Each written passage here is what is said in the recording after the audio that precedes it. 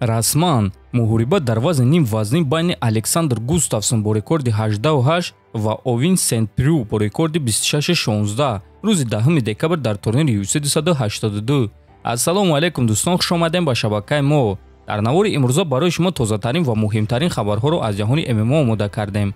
лайкро зер карда 3-4 калима комментария нависен. мо боша наворро оғоз мекунем.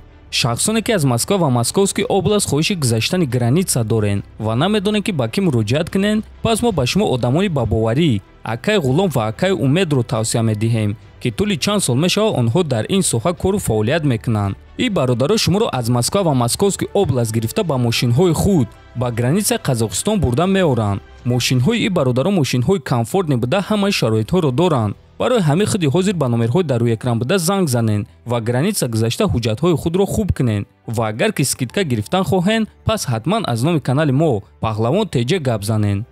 тобови ҷангвари вазни сабуки UFC Ҷастин Гейҷи гуфт ки ҳадафи ӯ чемпион шудан аст. ма ба UFC гуфтам ки соли оянда муҳорибаи навбатии худро гузаронидан мехоҳам. ҳозир ма тамринҳои худро оғоз кардам. ма аввалҳои соли оянда моҳои январ, феврал ё март тайёрам ки муҳориба гузаронам. ҳадафи ма чемпион шудан аст ва ба ман маъқул аст вақте ки ҳамаи корро бо роҳи дуруст ба анҷом мерасонӣ. барои ҳамин ма фикр мекунам ки ба ма 2 ғалаба, шояд 3 ғалабаи дигар дар кор боша. аммо умедвор мешавам ки 2 ғалаба, 2 нокаут дар якум раунд маро боз довталаб барои камарбанд мекунад. ҳамин ки боварии ман нест шава ки ман беҳтарин ҷангвари ҷаҳонам, худи ҳамон лаҳза ма карьераи худро ба анҷом мерасонам, гуфтааст Гейҷи. хотиррасон мекунем ки Ҷастин Гейҷи барои камарбанди вазни сабуки UFC аллакай 2 маротиба ҷангидааст. як маротиба зидди Ҳабиб Нурмагомедов ва як маротибаи дигар зидди Чарлз Оливера ва дар ҳар дуи ин муҳорибаҳо шикаст хӯрдааст. ҳамчунин Гейҷи бо Тони Фергюсон барои камарбанди муваққатӣ ҷангида буд ва дар ҳамон муҳориба ғалаба ба даст оварда соҳиби камарбанди муваққатӣ шуда буд. баъди ҳамон мағлубият карьераи Тони Фергюсон ба поён рафт ва то ҳол ӯ боре ҳам ғолиб шудагӣ нест.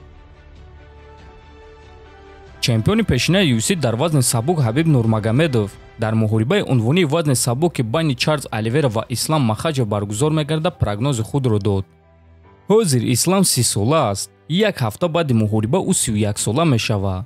ин аз ҳама вақти хуб барои любой варзишгар аст. ин вақте ҳаст ки ту ҳам рӯҳан ва ҳам ҷисман якҷо мешавӣ. ҳозир Ислам дар ана ҳамин қулла қарор дорад ва ман фикр мекунам ки Ислам дар ҳама малакаҳо аз Оливера дида зуртар аст. албатта аз баъзе лаҳзаҳои хатарнок ва мо дар онҳо кор карда истодаем ки Ислам дар куҷо бояд ки эҳтиёт кунад ва нашитобад. агар дар умум гирем, мо фикр мекунем ки Ислам ӯро ба осонӣ мезанад. ин фикри шахсии ман аст. шояд ки ба касе ин чиз маъқул нашавад, аммо ман танҳо фикрҳои худро гуфта истодаам. баъзе одамо дар ин чиз ноҳурматиро мебинанд, аммо ман ин гуна фикр намекунам. рӯзи 22 октябр мо мехоҳем ки ӯро шикаст диҳем тамом, гуфтааст Нурмагомедов. дӯстон, шумо бо ин прогнози Ҳабиб розӣ ҳастен ё ин ки ба фикри шумо Оливера барои Ислам рақиби осон нахоҳад шуд? метонем фикротона нависен. топови ҷангвари UFC Рафаэл Физиев дар муҳорибаи Пётр Ян ва Шон Омели прогнози худро дод.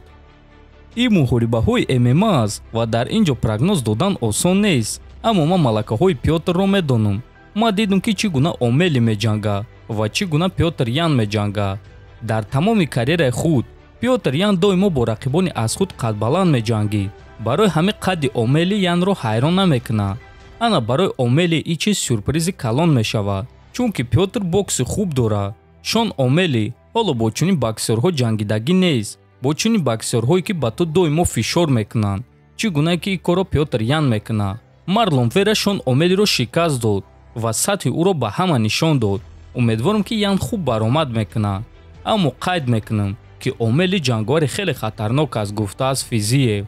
хотиррасон мекунем ки муҳорибаи Шон Омели ва Пётр Ян аллакай рӯзи 22 октябр дар турнири UFC 280 дар Абу-Даби баргузор мегардад.